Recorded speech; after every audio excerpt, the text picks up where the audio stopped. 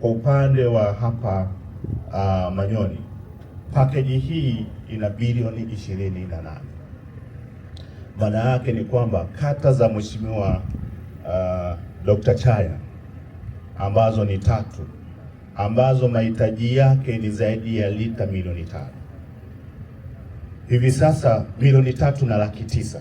Hivi sasa uzalishaji uko milioni 2. Unaweza ukaona gap lilivyo kubwa. Sasa nini mchango wa huu mradi?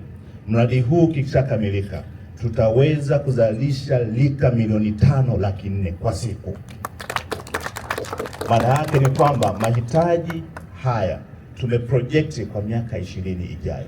Bahati nzuri Mheshimiwa mbunge wa eneo hili ndio naibu waziri wa mpango na uwekezaji. Mipango wanavyoiweka maana wana project miaka ya mbele zaidi, na bahati nzuri huu ni moja ya kichocheo tunapoenda kwenye pato la taifa la dola trilioni 1. Maji ni kichocheo cha kufikia katika uchumi huu ambao Daktari Samia Suluhu Hassan anaenda kupata.